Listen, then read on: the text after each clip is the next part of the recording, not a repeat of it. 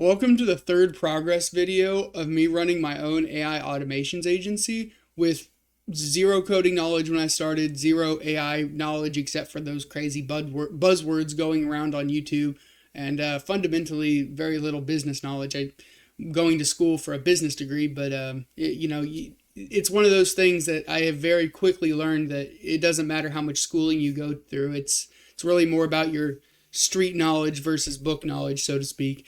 Um, and let me adjust this camera here. Hold on. There we go. Maybe not. Okay. Yeah, so I know that you guys just saw that the whole purpose of these videos is to be very raw and uncut. So quality's not the best, but the it's very genuine and authentic. So anyways, I wanted to give you guys another progress update with what's going on here. Like I said, I'm on day 90 actually. Here in a minute, you'll see that the days actually don't quite line up. It's June 2nd as of recording this, and I started March 1st, so I'm actually 2 days late recording this. I won't touch on anything that happened in the past 2 days. I'll only give you guys the past month, so let me get into that. All right, so we had a little bit of technical difficulties. I had actually already recorded this part. I went back, I looked over at my recording screen and noticed that when I switched between scenes, the audio wasn't coming through, the video was paused, and it was literally all you saw was just me scrolling around on my on my screen and highlighting some stuff. So, all right, that's enough talking about some dumb stuff here. So basically, this is my what I did today list, and I started this at the beginning of the month. I haven't been the best at keeping up with it. This is definitely a place that I can improve on, but I predicted before this month started that this month would be very crazy for me. And as you guys can see, it's actually not this month, it's last month, so May. But my month 3 was going to be crazy for me, and it did not disappoint. So as I know that you guys can see the forgot to record records here, and sometimes I took some time off with my wife, and just some days just straight up aren't even there. I really just dropped off after I didn't get it before May 6th, and after May 22nd, things really picked up. So that's I no excuses. I need to get better at it, but I'll get into a little bit about what ended up happening. But one of the number one things you'll see for consistency is when you look through here is I was very active with AIF, AI Foundations, the community I'm a part of on school. I've talked about them a lot, and I will continue to praise that community. The people who started it up, Carter and Drake Sirach, they've been nothing short of amazing mentors and educational providers throughout the course of this journey of mine. And the community they've established has really been phenomenal. I'll drop my affiliate link down in the description if you want to join it. Currently, I believe it's at $70 a month, but as soon as they hit, I think, a couple hundred more, they are going to increase it to 80, maybe higher. I'm not quite sure what their plan is with that, but it does go up very, very often. And if you use my affiliate link, I do appreciate that. I love using affiliate links, so if you've got some of yours, drop them in the comments and I'll support. But anyways, so yeah, I was very active in the community, and as you can see, I'm level 7 here. My goal is to get to level 8 because lifetime membership unlocks at level 8, but I'm only halfway there. If any of you are familiar with school, which a large part of the people who watch this are from my school community, so I know you are, but I am at 3,975 points, but I need to get a total of 8,000 to be able to hit level 8. So it looks like I'm above, halfway, but I'm really only right at halfway. Um, Something that I did every morning when I wake up, the first thing that I do before I even get out of bed is I get up and I engage with the community on there, and I compare my ranks to see how I am to move ahead. Because also there's only 8 available slots for rank 8. 3 of them are already taken. And so I'm kind of pushing to try to squeeze in there. They've got some stiff competition. I know I'm confident that I can get up to rank 7 at some point. But some of the other ones higher up there, like Barb, I'm not catching Barb. Holger, he's hit and miss. Krishna, he just started getting active again, so he might pick back up sometime in the near future. But I do think that I have a good shot at making at least one of the top 8. I'll scrape in there, I think. Unless James, if you're watching this, I know you're coming for me, and it's been a great competition this whole way, buddy. So, but this is what I've been doing. I don't know if you guys can see this. Um, well, it's probably a little bit difficult, but essentially what this is, you can pause it if you want to look at it. Every morning when I wake up, I compare other people's numbers to where my numbers are, figure out what their numbers were the day before and what they are today, and then that'll tell me what the trend is to see how active they are in the community. Oh, I've got a meeting coming up, which I will get into that. That is an exciting meeting. But yeah, so I'm monitoring trends to see where my odds are and how well I chance against getting up in there. And I've determined that I can reach it. It just requires consistency, which I've been very good about so far. All right. So another thing is, as you can see on here, you'll see a lot of met with people, and these are very important going through. Um, you'll see Miggs on here. Miggs is a very important person in my journey. And really, he's gotten to the point to where he's a really important person in my life right now. Um, in the entrepreneur world, if you're an early entrepreneur or even a late entrepreneur and you've been doing this for several years, you know the struggle of it's a lonely path and you just kind of have to accept that. I've always been decent at being alone, but it's a different story when you're not only alone, but your whole knowledge that you have is very contained, and not many people in your close circle of personal friends or family really understand what you're going through.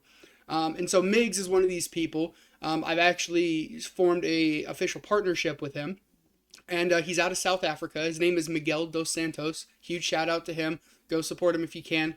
Um, Love this guy to death. He's been more than a partner for me. He's been a very close friend at this point, and I love working with this guy. You see 30 minutes on here and there, but realistically, there are some days that we get on and we just chat for two, sometimes even longer than 2 hours. And every conversation we have is invaluable. So I really respect and I love those that we have. Now, Spike is a really interesting character. He is a young, early upcoming entrepreneur. I believe he's about 22 years old out of the UK, and he focuses heavily on voice agents. Now, when we first started talking, I've talked to him for about 3 months now, but we didn't really, talk heavily for the first 2 months. We kept in contact. But I knew that when you look at AI, there you can categorize it into several different areas. So like you've got LLMs, that's one area, and then you've got content creation, and then you've got just automation in general, and you've got RAG, retrieval augmented generation, which I can explain that in another video if you guys want me to. Drop a comment if you want me to talk about that in another video. And then like voice agents. Voice agents that's enough to be its own category in its own. And a lot of people don't think so. You can go to websites and you can play around and get voice agents that do stuff for you. But if you want to get good at it, like that's a niche in itself. And Spike specializes in voice agents, and I knew at some point that would become invaluable. So Miggs and I spoke with Spike together, and he's interested in going on board with being our voice agent specialist, which is super cool. We've actually created a Discord channel with all three of us here. We chat and just shoot it up, and he's great to talk to. He's currently, I tasked him out on a project to learn about a platform called Ultravox. Now I could be, again, I'm not a specialist in the voice agent area, but traditionally with like 11 Labs and Vappy and a lot of the other common ones, it's a text to voice generation, and it does just like LLMs where it's predictive speech.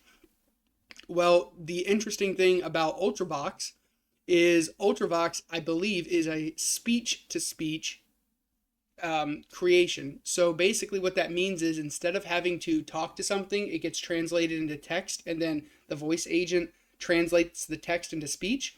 Ultravox does it cuts out the text, so it responds. Its latency is like that. I mean, it is absolutely amazing. But the problem with it is it requires a very in-depth knowledge of voice agents, and it requires a lot more. Like you've got to be you've got to have a coding background to really be able to get into it.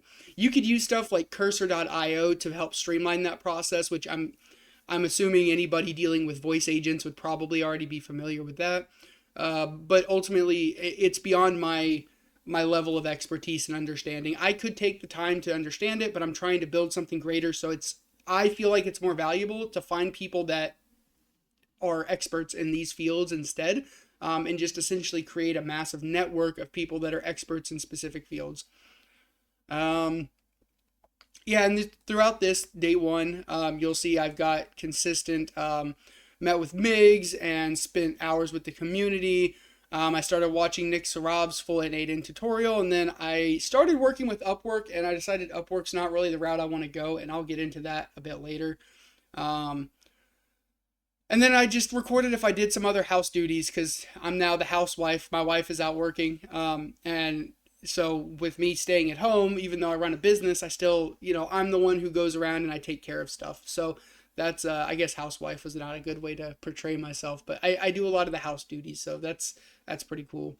And like washing dishes and rinsing out gallons. So you know what? Let's go ahead and touch on Upwork right now. The reason I don't like Upwork, and this is just for my personal use case, it's good for a lot of other freelancers.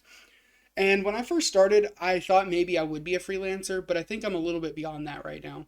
So Upwork is more of like a one-on-one collaboration with other random clients. And that's really good. You can get good projects if you're a solopreneur, you're only doing it and you don't have networks with other people and you just want like one-on-one projects to get your foot in the door. It's great. But for me, I decided to take a different route. And so if you've watched one of my other videos, I've categorized clients into three different categories essentially. You have your immediate facing clients, which is going to be like you create a product, you advertise that product, somebody likes that product, and they decide, okay, this is what I want. So they get with you. They don't really want too much customization, maybe like minor critiques to match their CRM or their databases to integrate with their software, but ultimately it's the same fundamental concept. And so there's not much restructuring. It usually these are cheaper because it requires less work on your end. You can still price it decently, but like it's not going to be as expensive as a custom project. And so that's level one. Now, level two is more of the custom projects. Those are going to be more of your in-depth contracts. They're going to have a longer duration, a longer time period, so to speak.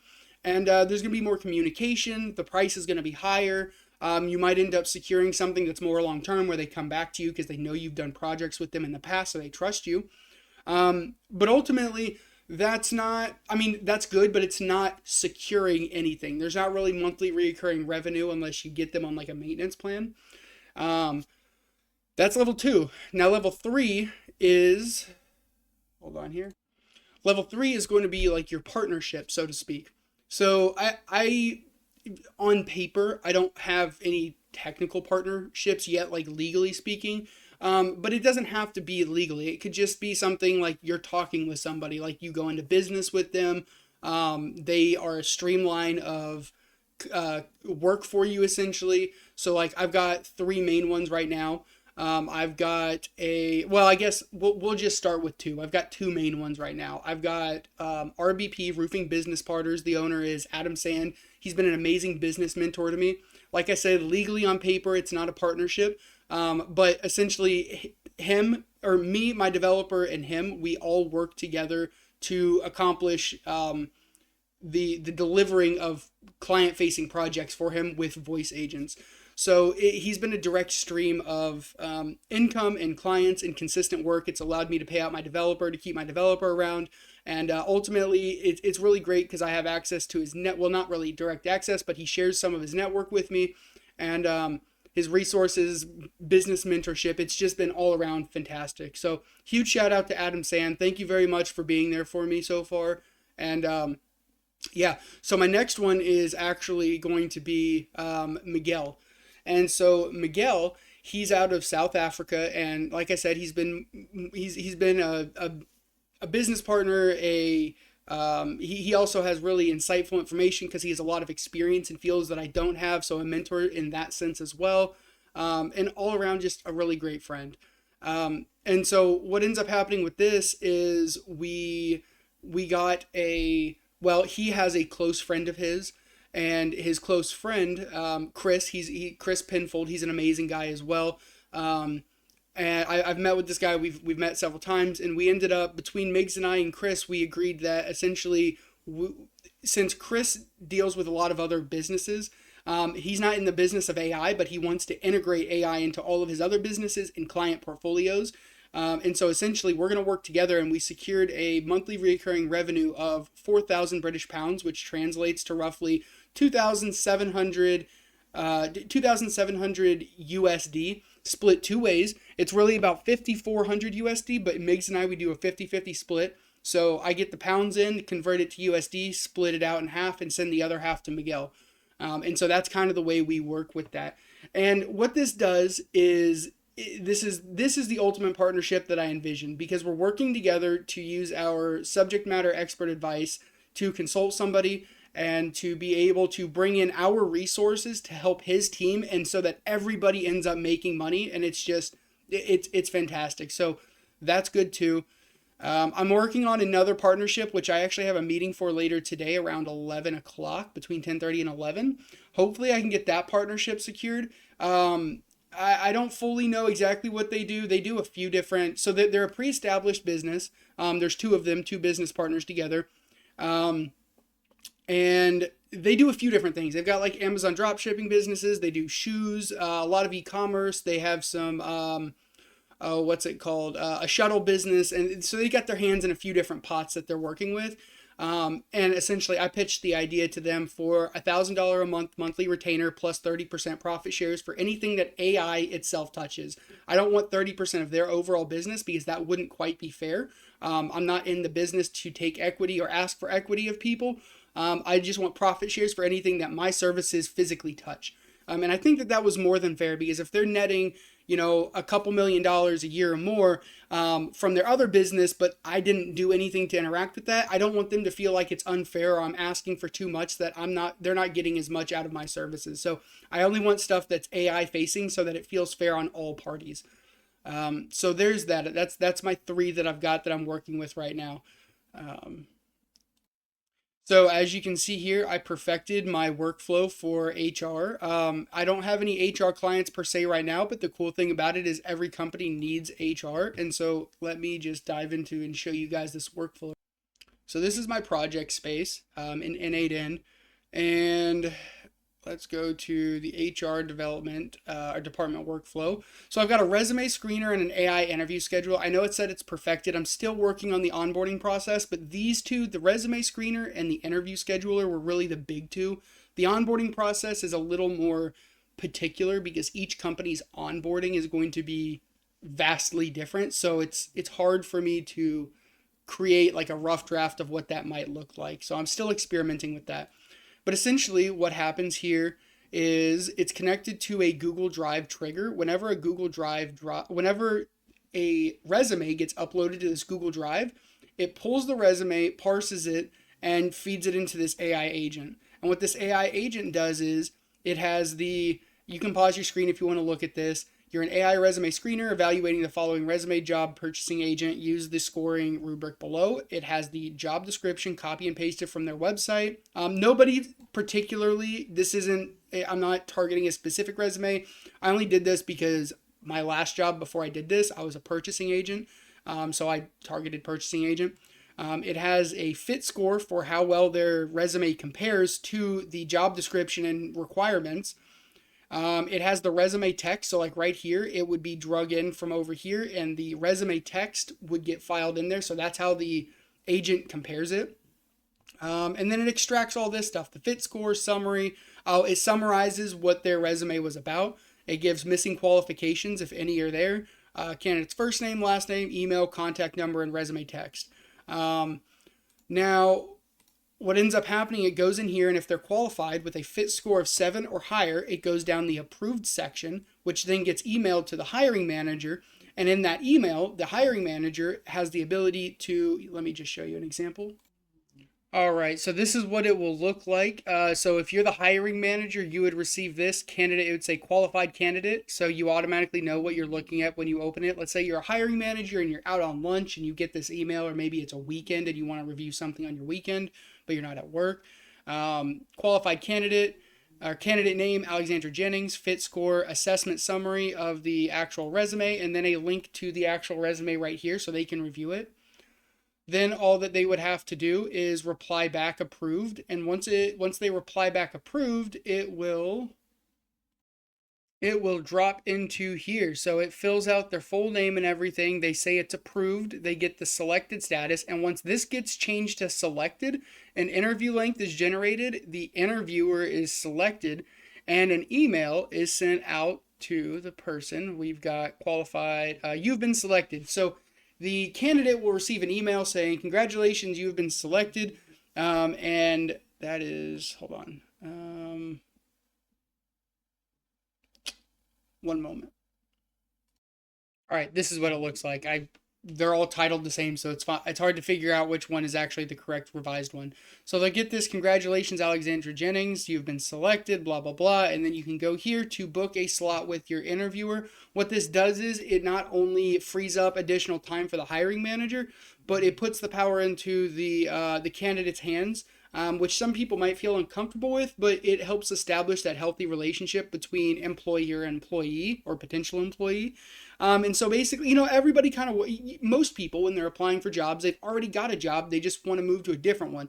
So, you don't want to have a potential employer trying to reach out to you to schedule something at like 10 a.m. while you're in the middle of work. So this allows them to schedule something maybe on a lunch break or maybe when they get off work or adjust their schedule as fit. So it's really nice to put this into the candidate's hands so that they can do that.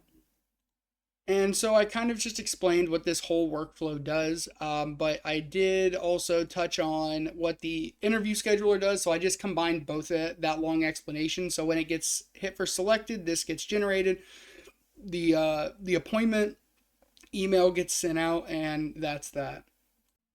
All right, so next on here, still engaging with the community. I started going to the gym. I was pretty consistent about it for about 2 weeks. Some things dropped off. I'm still going. I'm just not going every day like I was. I've been swimming a lot lately. Um, and I've been listening to callbacks. So the voice agent that I talked about in the previous month, that's been making a lot of progress. And we've been developing for actual clients now. We're actually slated to deliver our first client facing project sometime this week, I believe. But I've been listening to a lot of call logs to just play it back and see if I can critique things. Um, been making a lot of sales through RBP. That's really good, getting a lot of projects. We've got 3 projects coming in from there right now, so that's fantastic. Um, okay. Okay, so enough about this to-do list that I've, or not to-do list, the what I did today list. Let's get into the juicy stuff that you guys want to hear about. So I've decided to reposition myself towards being a partner or being partners in AI. I want to be able to target organizations that aren't just looking for one-off AI solutions. They're looking for a broader spectrum of AI solutions to essentially sit there and overhaul their organization as they need it and essentially help us okay, let me see if I can explain this a little bit better. So right now, one of the most expensive things that businesses invest in is marketing, right? Which is a great investment, absolutely, because as Alex Ramosi and other people have stated, it's essentially like a machine. If you do it right, you put in $1, and for every dollar you put in, it X folds it in a certain, however well your advertisements are. But I'm not very well at marketing. I don't fully understand it, and that was one of the biggest holdups to me getting clients. And so I decided that I learned that when you partner with people, if they already have a pre-existing client base and they don't want to hire an actual dev department, they'll outsource so that they can continue to fulfill their clients' needs. And so essentially, by partnering with other people, we effectively cut out the marketing tactics of things and they do the marketing on their behalf. And 9 times out of 10, the revenue is still comparable. It's obviously less because you have to account for the fact that they're using their resources to gain clients. But it's a steady stream of income. I'm sure I could probably sell the voice agents for like, I don't know, $6,000 to $8,000 by myself. But that takes more time than I fully understand right now, and I'm just trying to get my foot in the door to get some stuff under my belt and get some revenue generating. So with that being said, with getting revenue generating, Sorry about that. I got another message here. With that being said, with revenue generating, we have essentially made it up to, let's see, what is it now? I believe so. The money I brought in last month was 2,750. I didn't quite double it like I wanted to. I've officially brought in 2,000 or 3,000 this month. Um, but in terms of unpaid contracts for assets for clients we're actually working on, we actually have a backlog of about $8,000 in unpaid contracts because we got the first half and we're still waiting for the second half once the client is fulfilled. And get this, I secured my very first monthly reoccurring revenue, not for one person, not for two people, but after today, assuming I land the deal, it'll be three people. I've got 2,700 a month coming in from a client out of UK that I work very closely with in a partnership. Me and Miguel are partnering with Chris out of the UK. He actually lives in Dubai, but he works out of the UK. Anyways, you guys don't need to know about that stuff. 2,700 a month for both Miguel and I. So it comes out to 4,000 pounds, British pounds. And I've got another one that I'm working on a partnership for roughly 1,000 a month plus 30% month, 1,000 a month retainer plus 30% profit shares for anything that AI touches in their organization. And then I sold another thing on the side that's essentially, it was a $500 personal assistant with a $100 monthly maintenance fee. But we have officially landed monthly revenue, recurring monthly revenue, and my personal monthly revenue is up to about $3,800 a month. So that's kind of huge. That secures my future for quite a while. Obviously the goal is to generate more, but I think that is pretty solid. So combined with monthly recurring revenue and then just all the other contracts I'm getting in that are tied to other clients, things are really starting to look up. So yeah, that's kind of the big news that I've got here. Moving forward with this month, I project that if things go well, I should hit about 10K this following month, between 8 and 10. That's my current projection. It's not guaranteed. Things could fall through. Contracts could get canceled. You guys probably understand what I'm getting at. Things can happen. But also things are growing and things are moving in the right direction. And ultimately, I couldn't be happier right now. I feel like I have actually done something. I feel like I'm moving in the right direction. And yeah, that's really what I've got to say about this. I'm over the moon ecstatic. And yeah, well, I'm gonna go ahead and cut this now. We're getting into close to 30-minute mark, if not at the 30-minute mark by now. I recorded this in a few clips. I had to break the last one up because I was in another meeting with actually the client that pays 4,000 pounds a month. So that was pretty huge. I've got a meeting for the $1,000 a month reoccurring here sometime in the next 3 hours. I'm still waiting for them to send me the meeting invite.